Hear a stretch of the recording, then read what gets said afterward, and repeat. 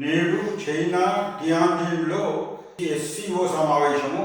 ఈ సమావేశానికి భారత్ ప్రధాని నరేంద్ర మోడీతో పాటు రష్యా అధ్యక్షుడు పుతిన్, చైనా అధ్యక్షుడు జిన్పింగ్, అదేవిధంగా పాకిస్తాన్ సహా 25 దేశాలు పార్టిసిపేట్ అవుతున్నటువంటి సమావేశం.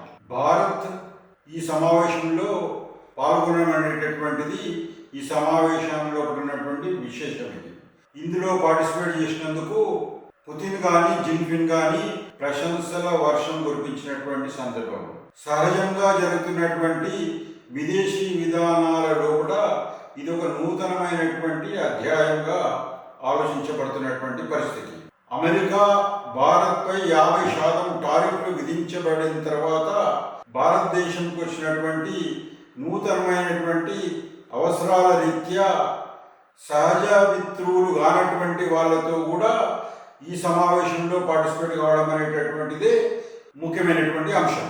భూభాగం అంశంలో కూడా ఒకవైపు పీఓకేతో పాకిస్తాన్తో, అదేవిధంగా ఆక్సాయిచిన్తో చైనాతోటి గత 5-6 దశాబ్దాలుగా నిరంతరం ముద్రిస్తున్నటువంటి ఈ దేశాలు స్నేహ సంబంధాల ప్రచ్ఛన్న వాతావరణంలో జరుగుతున్నటువంటి సమావేశం. గత 3 దశాబ్దాలుగా భారత్ అమెరికాలు ఏవైతే స్నేహ సంబంధాలు, స్ట్రాటజిక్ స్నేహము అనేటటువంటి ఒక ట్యాగ్ విధించుకొని నెరుతున్నటువంటి దేశాల మధ్యలో ఉన్నటువంటి సంబంధాలకు ఇది ఖచ్చితంగా ప్రభావం చూపించేటటువంటి అంశం. ఈ సంబంధాలు ఏవైతే ఏటా 7 లక్షల కోట్ల వర్తకం పైన, సూరత్ ముంబై బేస్డ్గా జరుగుతున్నటువంటి వర్తకం పైన టారిఫ్ల కారణంగా వచ్చినటువంటి పరిస్థితులను అధిగమించుకోవడానికి, విదేశీ మారక నిల్వల లోటును పూడ్చుకోవడానికి ఈ సరికొత్త స్నేహం వైపు భారతదేశం ప్రయాణిస్తున్నటువంటి పరిస్థితి.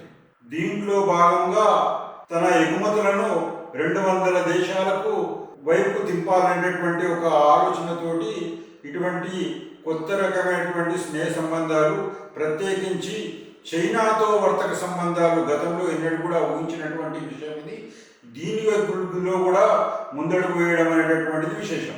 అదేవిధంగా టెక్నాలజీ రంగంలో కూడా ప్రపంచాన్ని శాసిస్తున్నటువంటి అమెరికా ఈ గత 3 దశాబ్దాలలో కూడా ఏటా 62 లక్షల కోట్ల ఆదాయాన్ని గడిస్తున్న విషయం విదితమే. ఇందులో ప్రధానమైనవి ఏంటంటే ఫ్యాన్ సంస్థలు Facebook, Amazon, Apple, Google, Netflix, Microsoft, Visa, Mastercard, Coca Cola తదితరమైనటువంటి సంస్థల ద్వారా ఈ ఆదాయం సమకూరుతున్నటువంటి విషయం విదితమే. అదేవిధంగా భారత టెకీలు అమెరికాలో ఉన్న వాళ్ళు ఏటా 1,69,000 కోట్ల ఇన్కమ్ పొందుతూ, అదేవిధంగా ఏటా దాదాపు 60,000 కోట్లు ఆ దేశానికి ట్యాక్స్ పే చేస్తున్న విషయం కూడా విదితమే. సూరత్ ముంబై వ్యాపారుల క్షేమం కొరకు భారత ప్రభుత్వం కొత్తగా 25,000 కోట్ల నిధితోటి ప్రోత్సాహక నిధిని ఏర్పాటు చేయడము ఈ విశేషం. గతంలో ఈ అంశంలో కూడా మోడీ విధానం ఏంటిదంటే ప్రభుత్వము వ్యాపారం చేయదు అని చెప్పేసి ప్రభుత్వ రంగ సంస్థల నుంచి పెట్టుబడుల ఉపసంహరణ చేసినటువంటి నేపథ్యంలో కూడా దానికి విరుద్ధంగా 25,000 కోట్ల నిధితోటి ప్రోత్సాహకాలను ఏర్పాటు చేయడం అనేటటువంటిది ప్రత్యేకత.